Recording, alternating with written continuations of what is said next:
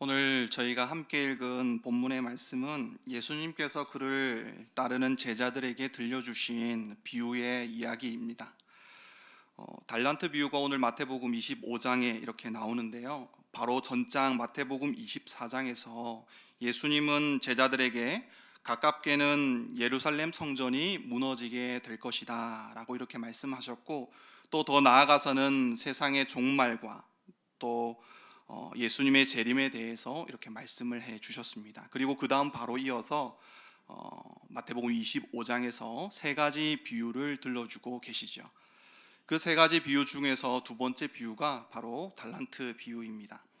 마태복음 25장에 나오는 열처녀의 비유, 또 달란트의 비유, 또 양과 염소의 비유는 결국 예수님께서 말씀하신 이 종말과 재림과 관련된 이 메시지라는 것을 우리가 알 수 있는데요. 그래서 오늘 이 시간에는 본문 말씀인 이 달란트 비유를 통해서 예수님께서 무엇을 말씀하고자 하셨는가, 하나님은 성도된 저희가 이 종말의 때, 즉 예수님께서 재림하시기 전에 이 세상에서 어떠한 태도와 자세로 살아가기를 원하시는가, 그것을 한번 살펴보도록 하겠습니다. 오늘 본문에 나오는 달란트 비유의 내용은 아마 여러분도 잘 알고 있는 내용일 겁니다. 이 비유는 한 주인이 오랜 기간 외국으로 나가면서부터 이야기가 시작되고 있죠. 여기서 주인은 마지막 때 심판주로 이 땅에 다시 돌아오실 우리 주님을 비유한 것이겠고, 또 주인으로부터 소유를 맡아 관리하는 이 종들은 누구를 의미할까요? 성도이자 예수님의 제자 된 저와 여러분을 의미하는 것이겠죠. 계속해서 이 이야기를 보면 주인은 각자의 능력에 따라 한 종에게는 5달란트로, 또 한 종에게는 2달란트로, 또 한 종에게는 1달란트를 맡기고 외국으로 떠나갔습니다. 주인이 떠나자 5달란트와 2달란트를 받은 종들은 어떻게 했습니까? 바로 나가서 주인이 맡긴 그 달란트를 가지고 장사를 시작했습니다. 누구를 위해서 그렇게 했죠? 주인을 위해서 그렇게 했습니다. 그런데 1달란트를 받은 종은 어떻게 했습니까? 땅속에 1달란트 그대로를 묻어 두었습니다. 그리고 어떻게 살았을까요? 자기를 위해서 자기가 하고 싶은 대로 살았겠죠. 그리고 오랜 시간이 흐른 뒤에 마침내 주인은 돌아왔습니다. 그런데 이 주인이 돌아오자마자 했던 일은 무엇입니까? 바로 종들을 불러서 그들과 결산하는 일을 했죠. 그 결과가 20절부터 나옵니다. 5달란트를 받은 종과 2달란트를 받았던 종은 받았던 것으로 열심히 장사를 하여 이윤을 남겼죠. 그리고 이제 결산의 시간이 오자 먼저 5달란트를 받은 종이 나와서 아주 기쁘고 즐거운 마음으로 주인이 맡기신 것과 자기가 남긴 것을 주인에게 보여주면서 제가 이렇게 많이 주인이 주신 것으로 남겼습니다, 이렇게 보고를 했습니다. 그것을 보고 주인도 굉장히 기뻐했지요. 그리고 21절에 이렇게 칭찬하고 있습니다. 착하고 충성된 종아, 내가 적은 일에 충성하였음에 내가 많은 것을 내게 맡기리니 내 주인의 즐거움에 참여할지어다. 이와 같은 주인의 엄청난 칭찬은 곧 종의 영광이 되었습니다. 계속해서 2달란트를 받은 종도 똑같이 나와서 보고를 하였고, 주인도 글자 하나 안 틀리고 똑같은 칭찬을 이 두 달란트를 받은 사람에게 해 주었습니다. 그리고 그것은 또 그의 영광이 되었죠. 근데 이 비유의 문제는 바로 1달란트를 받은 종에게서 일어났습니다. 24절에 이 종의 말을 들어보면 이 사람의 마음 상태가 어떤지 저희가 한번 짐작해 볼 수 있는데요. 그는 주인을 어떻게 부르고 있습니까? 굳은 사람이라고 부르고 있습니다. 굳은 사람은 어떤 사람이지요? 바로 이어서 나옵니다. 씨앗을 심지 않은 데서 거두고 뿌리지 않은 데서 모으는 사람을 가리킵니다. 이 종에게는 아주 못된 사람이지요. 자기는 손 하나 까딱하지 않고 종들을 가혹하게 부려서 호의호식하는 사람입니다. 이렇게 1달란트를 받은 종은 자기 주인이 종의 피를 빨아서 자기 배를 불리는 그런 사람이라고 생각을 했던 것이었죠. 그러니 이 종의 마음이 어떻겠습니까? 불평과 원망, 불신과 분노로 가득 차 있었겠죠. 그러니까 이어서 25절에 주인을 두려워하였다라는 그의 말은 참입니까? 거짓입니까? 거짓입니다. 그는 주인이 두려워서 한 달란트를 땅에 묻은 것이 아니었지요. 주인이 굳은 사람이라 그에 대한 원망과 불신과 분노 때문에 달란트를 땅에 묻었던 것입니다. 26절에 보면 그것을 주인도 지적하고 있지요. 네가 정말 나를 두려워한 것이었다면 그것을 차라리 취리하는 자, 쉽게 말하면 은행이겠죠. 그곳에 맡겨 원금과 이자를 받았을 것이다 라고 이렇게 책망을 하고 있습니다. 주인은 종을 게으르고 악한 종이라 이렇게 부르고 있죠. 그리고 자신의 게으름과 악함을 자기 자신에게가 아니라 주인에게 돌리고 있는 이 종에게 그것이 얼마나 말도 안 되는 변명이었는지 자세하게 설명해 주었습니다. 그리고 어떻게 했습니까? 그가 가진 모든 것을 빼앗아 버리고 바깥 어두운 곳으로 쫓아내 버렸습니다. 여기까지가 여러분이 잘 알고 계시는 달란트 비유의 줄거리입니다. 자, 그렇다면 처음에 말씀드린 것처럼 이 비유는 종말과 재림의 때에 하나님의 성도들, 예수님의 제자들인 저희가 어떤 마음과 태도로 세상을 살아가야 하는지 그것을 보여준다고 말씀드렸는데, 여러분이 이 비유를 들으면서 그 마음과 태도가 무엇이라고 생각을 하십니까?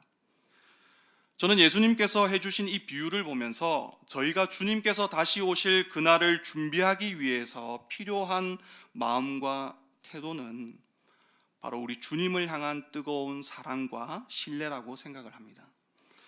주님에 대한 사랑과 신뢰, 이것이 주님께서 다시 오실 그날을 준비하기 위해서 저희가 반드시 가져야 할 마음과 태도입니다. 주님에 대한 사랑과 신뢰, 여러분은 주님을 사랑하십니까? 여러분은 주님을 신뢰하십니까? 수많은 고난과 어려운 시간을 보내면서도 또 언제 끝날지도 모르는 그 시간들을 인내하면서도 그렇게 대답하실 수 있겠습니까? 만약 그렇다라고 대답을 하신다면 과연 그 이유는 무엇 때문일까요? 그 이유는 바로 하나님께서 그리고 우리 주님께서 이미 저희에게 넘치도록 큰 사랑과 은혜를 먼저 베풀어 주셨기 때문이겠죠. 그리고 그렇게 저희를 사랑하시는 주님께서 우리를 결코 잘못된 길로 인도하시거나 망하게 하지 않을 것을 믿기 때문에 그렇게 대답할 수 있는 것이겠죠. 이와 같은 사랑과 신뢰가 있는 사람은 그 삶이 어떻겠습니까? 주인에 대한 사랑과 신뢰가 있는 사람과 없는 사람은 그 삶이 완전히 다릅니다. 달란트를 받았던 종들처럼 말이죠. 여러분, 5달란트와 2달란트를 받은 종과 1달란트를 받은 종의 가장 큰 차이점이 무엇이라고 생각하십니까? 그 차이가 이 이야기의 결과와 결론을 만들어냈을 텐데요, 여러분은 그게 무엇이라고 생각합니까? 앞선 2사람은 착하고 충성된 종이 될 수 있었던 이유, 그리고 1달란트를 받은 사람이 악하고 게으른 종이 될 수밖에 없었던 이유, 그게 무엇이라고 생각하십니까? 그것은 바로 주인에 대한 사랑과 신뢰 때문이었습니다. 5달란트와 2달란트를 받은 종들은 그 주인에 대한 사랑과 신뢰가 있었기 때문에 놀라운 결과를 주님 앞에 내놓을 수 있었던 것이었습니다. 여러분, 이들을 생각해 보면 굉장한 일을 지금 해낸 것입니다. 왜 그렇죠? 이들이 받았던 돈은 달란트였습니다. 이게 얼마나 큰 돈인지 여러분도 아마 잘 알고 계시죠? 1달란트는 6천 데나리온입니다. 그리고 1데나리온은 우리가 잘 알듯이 하루 일당이죠. 그러니까 1달란트는 한 사람이 6천일 동안 안 쓰고 일하면서 번 돈의 액수입니다. 약 20년쯤 되겠죠. 지금 시세로 따져보자면 연봉을 3천으로 잡고 20년을 계산하면 약 6억 원 정도가 나오는 매우 큰 돈이었습니다. 자, 이제 여러분 한번 생각해 보십시오. 자신이 평생 벌어도 못 버는 액수의 돈을 투자해서 장사하는 것이 쉽습니까? 어렵습니까? 만약 누군가가 여러분에게 6억 원이 넘는 큰 돈을 맡기면서 이것으로 장사해 보십시오, 나중에 와서 결산하겠습니다, 그렇게 맡기고 간다면 여러분들은 과연 적극적으로 그것을 가지고 장사를 할 수 있겠습니까? 만약 책임을 회피할 수 있다면 도전해 볼 수 있겠죠. 하지만 그 결과에 대한 책임을 져야 한다면 그것은 엄청난 위험을 감수하는 일이 되는 것입니다. 이렇게 생각해 보면 1달란트를 받은 그 종이 이 돈을 왜 그 땅에 묻어두었는지 우리가 조금은 이해할 수도 있겠죠. 하지만 이것은 그 돈을 준 사람에 대한 사랑과 신뢰를 완전히 배제했을 때 그렇게 생각할 수 있는 것입니다. 만약 여러분에게 돈을 빌려준 그 사람이 내가 장사를 실패해도 전혀 책망하거나 원망하지 않을 사람이라면 그렇게 그 사람이 나를 신뢰하고 그만큼 나를 사랑하고 믿어주는 사람이 나에게 그렇게 큰 돈을 맡겨준다면 어떻게 하겠습니까? 그러면 충분히 장사할 수 있겠죠. 그런데 그런 사람이 돈을 맡겨주었는데도 그것으로 장사하지 않고 그것을 그대로 땅에 묻어둔다라고 한다면 그것이 어떤 의미가 되죠? 그 돈을 맡긴 사람을 신뢰하지 않는다는 말이 되는 것이죠. 그러니 여러분, 저희가 마지막 때에 주님의 뜻대로 살기 위해서 너무나 필요한 것은 그분에 대한 사랑과 신뢰라는 것을 잊지 마시길 바랍니다. 그리고 반대로 내가 만약 주님의 말씀과 뜻대로 사는 것에 대해서 머뭇머뭇하고 있다면 어쩌면 그건 내가 주님을 사랑하지 못하고 신뢰하지 못한 것에 대한 반증일 수도 있다는 것을 기억하시길 바랍니다. 26절에 보면 주인은 한 달란트를 받은 종을 악하고 게으른 종이라 이렇게 부르고 있습니다. 즉 주인을 사랑하고 신뢰하지 못한 종에게 나온 태도가 뭐냐면 바로 게으름이었다는 것입니다. 성경에는 게으름에 대한 교훈이 많이 이렇게 나오는데요. 근데 여기서 나온 게으름은 저희가 상식적으로 아는 행동이 느리고 일하기 싫어하는 그런 게으름이 아닙니다. 오늘 본문에 나오는 단어 중에 게으름이라는 이 단어와 반대가 되는, 대조가 되는 단어가 있다면 그것은 아마도 충성이라고 하는 이 단어겠지요. 그리고 이 본문의 내용을 참고해서 이 충성이라는 단어를 정의해 보면 주인에 대한 사랑과 신뢰를 가지고 그를 위해서 적극적으로 일하는 것이다, 이렇게 말할 수 있을 겁니다. 그러면 게으름은 이것과 정반대의 의미가 되겠죠. 주인에 대한 사랑과 신뢰가 없기 때문에 그를 위해서 일하는 것에 소극적인 것, 머뭇머뭇하는 것, 그것이 바로 여기서 말하는 게으름입니다. 자기 일에 대해서는 온 힘을 다해서 최선을 다하면서도 하나님의 일에는 무관심하고 소극적이고 머뭇거리는 것, 이것이 주님께서 말씀해 주신 게으름의 의미입니다. 여러분, 학개서를 보면 주변의 여러 방해 때문에 성전을 재건하는 일을 놓아버린 이스라엘 백성들에게 하나님은 학개를 통해서 이런 말씀을 해 주셨습니다. 성전은 황폐하거늘 너희가 이때 판벽한 집에 거주하는 것이 옳으냐라고 묻습니다. 바벨론에서 풀려나 다시 고향으로 돌아온 이스라엘 백성들은 황폐해진 고향을 다시 일구고 또 재건하기 위해서 정말 열심히 살았습니다. 부지런하게 일해서 마을도 재건하고 또 자신이 살 집도 판벽하게, 즉 튼튼하고 아름답게 좋은 집으로 지었습니다. 이렇게 그들의 삶은 우리가 일반적으로 생각할 때는 게으르지 않았습니다. 다만 주변의 상황이 좋지 않았기 때문에 성전을 다시 짓는 일만은 머뭇거리고 있었던 것이죠. 그러나 하나님은 그런 이스라엘 백성들을 향하여 하나님께서 임재하셔야 할 성전은 황폐하게 벌어져 있는데 너희가 사는 집은 그렇게 튼튼하고 아름답게 지어 놓는 것이 옳은 일이냐, 그것이 하나님의 백성의 모습이냐, 이렇게 묻고 있습니다. 이스라엘 백성들은 자기 자신에게는 부유했지만 하나님에게는 가난한 자들, 즉 주님께서 말씀하신 게으른 사람들이었던 것이었죠. 온갖 상황과 형편을 핑계대면서 하나님의 일은 머뭇거리면서도 자기 일에 대해서는 상황과 형편을 넘어서 열심인 사람들, 그들이 바로 주인에게 악하고 게으른 종이라 책망을 받은 사람들이었다라는 것입니다. 그렇게 놓고 보면 이 책망에서 자유로운 사람이 얼마나 될까요? 마치 저와 여러분의 모습을 보는 것 같지는 않습니까? 코로나와 전쟁과 기근과 같은 환경을 탓하면서 예배를 회복하고 주님께서 맡겨주신 복음을 전하고 어려운 사람들을 돕는 이와 같은 사명들은 뒷전으로 넘겨놓으면서도 내가 먹고 살고 내가 잘되고 내가 즐겁고 여롭게 사는 그 일에는 상황과 환경을 넘어서 하고 있지는 않습니까? 과연 오늘 우리 주님께서 저희의 마음 그 중심을 들여다 보신다면 과연 어떤 말씀을 하실까요? 착하고 충성된 종아 이렇게 부르실까요? 아니면 악하고 게으른 종이라 이렇게 부르실까요? 저희가 이 밤에 각자 스스로에게 깊이 질문해야 할 주제입니다. 주님을 뜨겁게 사랑하고 그분을 온전히 신뢰했던 사람들은 성경에 보면 무모할 정도로 주님의 뜻을 위해서 살아갑니다. 히브리서 기자도 하나님을 향한 사랑과 신뢰가 있는 사람들이 얼마나 대단한 일을 하는지 이렇게 설명합니다. 그들은 믿음으로 나라를 이기기도 하며 의를 행하기도 하며 약속을 받기도 하며 사자들의 입을 막기도 하며 불의 세력을 멸하기도 하며 칼날을 피하기도 하며 연약한 가운데서 강하게 되기도 하며 전쟁에 용감하게 되어 이방 사람들의 진을 물리치기도 하며 여자들은 자기의 죽은 자들을 부활로 받아들이기도 하며 또 어떤 이들은 더 좋은 부활을 얻고자 하여 심한 고문을 받되 구차하게 풀려나기를 원하지 아니하며 또 어떤 이들은 조롱과 채찍뿐 아니라 결박과 옥에 갇히는 시련도 받았으며 돌로 치는 것과 톱으로 켜는 것과 시험과 칼로 죽임을 당하고 양과 염소의 가죽을 입고 유리하며 궁핍과 환난과 학대를 받았으니 이런 사람은 세상이 감당하지 못하느니라.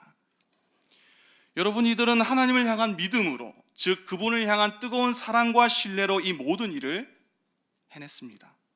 그리고 하나님은 이들에게 좋은 것을 예비해 주셨다라는 말씀으로 히브리서 11장을 이렇게 마무리하고 있습니다. 이와 같은 모습을 주님은 저와 여러분에게서 이 마지막 때 기대하고 계십니다. 주님께서 마지막 다시 오실 그때에 그분은 자신을 향한 뜨거운 사랑과 신뢰로 세상을 살아가는 사람들을 찾으실 것입니다. 이건 달란트의 크기에 대한 문제가 아니죠. 많은 달란트를 남긴 자들을 찾는 것이 아닙니다. 그러니 왜 누구는 5달란트요, 누구는 2달란트요, 또 누구는 1달란트를 주셨는가? 과연 그분은 이렇게 공평한 분이신가? 우리가 그분을 신뢰할 수 있겠는가? 이런 질문은 의미가 없습니다. 왜요? 주님은 달란트의 크기를 보는 것이 아니라 사람의 마음, 그 중심을 보시거든요. 21절과 23절에 나오는 주인의 칭찬을 다시 한번 주목해서 보십시오. 주인은 종들의 달란트를 가지고 칭찬하지 않았습니다. 무엇으로 칭찬하고 있습니까? 적은 일에 충성한 것을 칭찬했습니다. 겉으로 보이는 결과를 가지고 칭찬한 것이 아니라 그들의 마음의 중심, 그 삶의 태도를 보고 칭찬하셨습니다. 그들이 주인을 사랑하고 신뢰했기 때문에 적은 일에도 충성해서 일한 것을 두고 지금 칭찬하고 있습니다. 그러니 100달란트든 10달란트든 5달란트든 1달란트든 그것은 다 주님에게 적은 돈이며 그것은 주님에게 큰 의미가 없습니다. 주님께 큰 의미가 되는 것은 우리의 마음 그 중심입니다. 주님은 우리 마음의 중심에서 그분을 향한 뜨거운 사랑과 신뢰를 발견할 때 가장 기뻐하시는 그런 분이십니다. 저희는 1달란트를 받았던 종처럼 말로는 사람을 속일 수 있습니다. 불신과 원망과 불평을 악한 주인에 대한 두려움 뒤에 숨겨서 핑계대는 이 종처럼 우리도 그렇게 말할 수 있다는 말입니다. 여러분, 저희가 악하고 게으른 종이 되었다면 그건 우리 자신의 문제지 결코 주님의 문제도 사항과 형편의 문제도 아닙니다. 주님의 사랑과 은혜를 보지 못한 내 문제요, 주님보다 세상을 더 사랑한 내 욕심이 문제입니다. 저와 여러분은 이 핑계 뒤에 숨어서 망하는 길로 가는 일이 절대 없기를 간절히 소망합니다. 여러분, 오늘 이 달란트의 비유를 보면서 주님께서 다시 오실 그날을 준비하는 저희에게 가장 필요한 것은 주님을 향한 뜨거운 사랑과 신뢰라는 사실을 꼭 기억하시길 바랍니다. 그리고 마지막 때에 대한 경고로 마지막 때가 되면 불법이 선하고 사랑이 식어질 거다라는 이런 경고의 말씀을 보면 이 사랑이 얼마나 중요한지 우리가 다시 한번 생각해 봐야 하는 게 아닌가 그런 생각을 합니다. 그리고 만약 내가 지금 그것을 놓치고 있다면, 그 주님을 향한 뜨거운 사랑과 신뢰를 놓치고 있다면 오늘 이 기도의 시간을 통하여 회복의 자리로 나아갈 수 있기를 바랍니다. 저희가 주님의 말씀과 뜻대로 사는 일에 머뭇거리고 있다면 그건 우리의 마음의 마음이 문제입니다. 우리의 마음을 먼저 바꿔야 주님께 충성할 수 있습니다. 그러니 주님을 향한 뜨거운 사랑과 신뢰를 먼저 회복하기 위하여 오늘 주님 앞에 엎드리십시오. 은혜와 도움을 구하십시오. 그렇게 여러분의 중심을 주님께 드린다면 주님 앞에서 충성스럽게 사는 것은 자연스러운 일이 될 것입니다.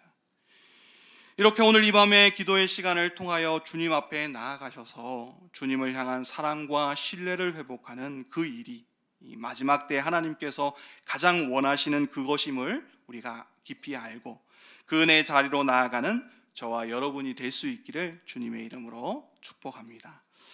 우리 이 시간 찬양 한 곡 하고 기도의 자리로 나아가겠습니다. 우리 찬양팀의 마지막 찬양이었던 여호와의 유월절이라는 찬양을 드리고 기도의 자리로 나아가도록 하겠습니다.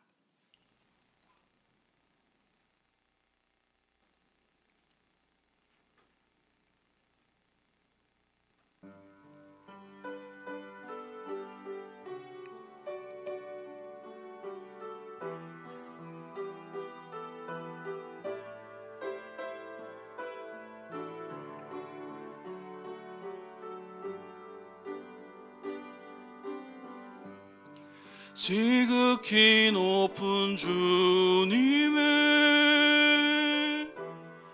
낮이 성소로 들어갑니다. 세상의 신을 벗고서 주 보좌 앞에 엎드리림. 내 주를 향한 사랑과 그 신뢰가 사그러져 갈 때 하늘로부터 이곳에 장막이 덮이네.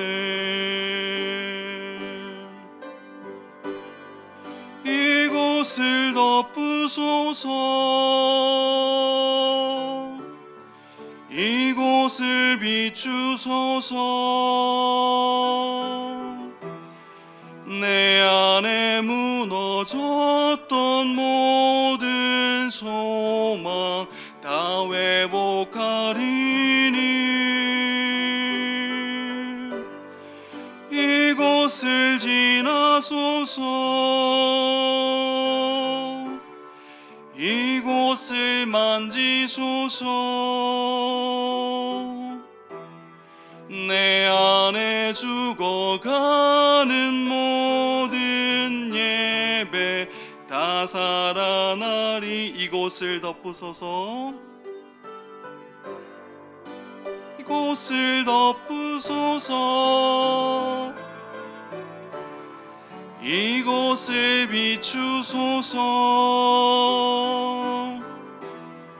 내 안에 무너졌던 모든 소망 다 회복하리니.